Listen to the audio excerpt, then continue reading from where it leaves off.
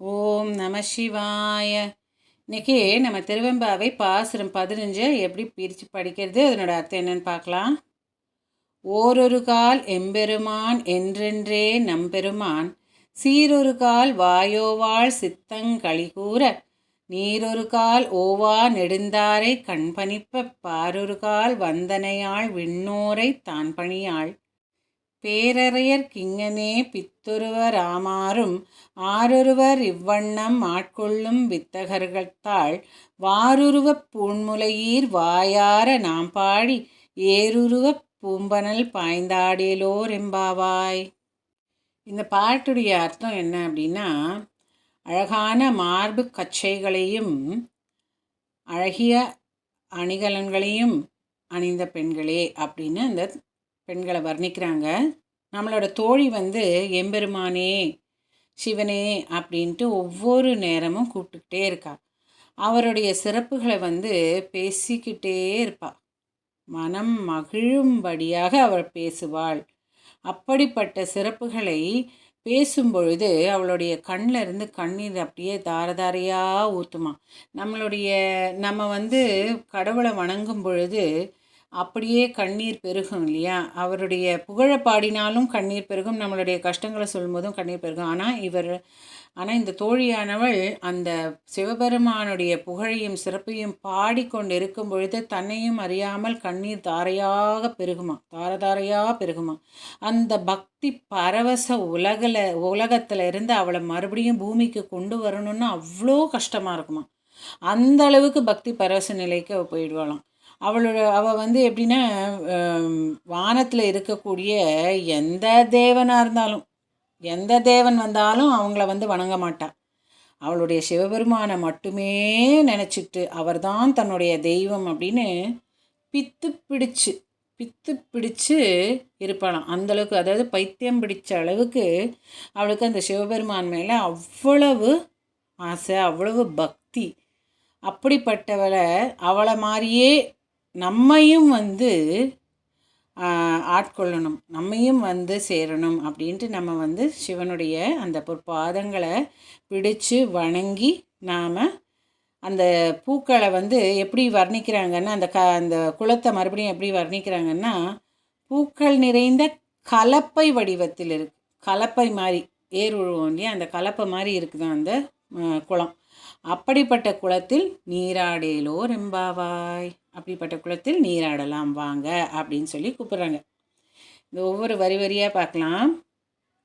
ஓரொரு கால் எம்பெருமான் என்றென்றே நம்பெருமான். ஒரே ஒரு தெய்வம் யார்? என்னுடைய எம்பெருமான் தான், என்னுடைய சிவன் தான் அப்படின்ட்டு அந்த சிவபெருமானையே சீரொரு கால் வாயோவாள் சித்தங்களி கூற தன்னுடைய சிந்தையில் முழுவதுமே சிந்தை முழுவதுமே சிவனையே நினச்சிக்கிட்டு அவரையே பற்றி பேசி வாயோவாள் ஒவ்வொரு தடவையும் அவரை பற்றி தான் பேசி வாய் பேசிக்கிட்டு இருப்பா. சிவனை பற்றி சொல்லிக்கிட்டு இருப்பா. நீரொரு கால் ஓவான் நெடுந்தாரை கண்பணிப்ப பாரொரு கால் வந்தனையாள் விண்ணோரை தான் பணியாள். நீரொரு கால் ஓவா நெடுந்தாரை, அதாவது அவரை பற்றி பேசிட்டு அவளுக்கு மனம் மகிழ்ச்சியுறும். அந்த சிறப்புகளை பேசுறதுனால அந்த கண்களில் தாரையாக நெடுந்தாரை கண்பணிப்ப, கண்ணில் இருந்து பணிப்பனா கண் பணிக்கிற அளவுக்குன்னா, அதாவது நனைகிற அளவுக்கு நெடுந்தாரை தாரையாக அப்படியே ஒழுகும் கண்ணீர் அவளுக்கு சிவனை பற்றி பேசும்பொழுது. பாரொரு கால் வந்தனையாள் விண்ணோரை தான் பணியாள். விண்ணுலகத்தில் எந்த தேவன் வந்தாலும் பணிய மாட்டாள். யார் வந்தாலும் பணிய மாட்டாள். தன்னுடைய சிவன் ஒருவன்தான் அப்படிங்கிற மாதிரி அவள் இருப்பாள். பேரறையர் கிங்கனே பித்துருவர் ஆமாறும். பேரறையர் இங்கனே அப்படியாது அந்த பக்தி பரவசத்தில் இருந்து அவளை இந்த இடத்துக்கே கூட்டிக்கிட்டே வர முடியாது. அந்த அளவுக்கு ஒரு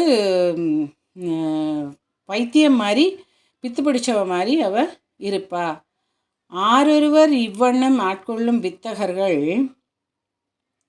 சிவபெருமான் மட்டுமே தன்னுடைய தெய்வனை பிடிச்சு இருக்கா இல்லையா, அதே மாதிரி அவளை மாதிரியே நம்மையும் ஆட்கொள்ள காத்திருக்கின்ற அந்த வித்தகனான அந்த சிவனை வாருருவ பூண்முலையீர் வாயார நாம் பாடி அந்த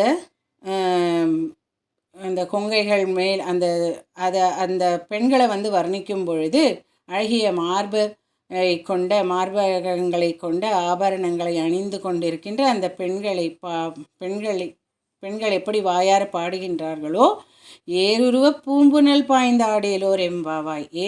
ஏர் உழும்போது எப்படி அந்த கலப்பை வந்து எப்படி எந்த மாதிரியான ரூபத்தில் இருக்கோ அதே மாதிரியான ரூபத்தில் பூக்கள் நிறைந்த அந்த குளத்திலே நாம் நீராடி அந்த பரமசிவனை நாம் வணங்குகின்றோம் அப்படின்னு சொல்லி இந்த பாட்டு சொல்லுது. இப்போ உங்களுக்கு இது புரிஞ்சிருக்குன்னு நினைக்கிறேன். இன்னொரு தடவை பாடலாம்.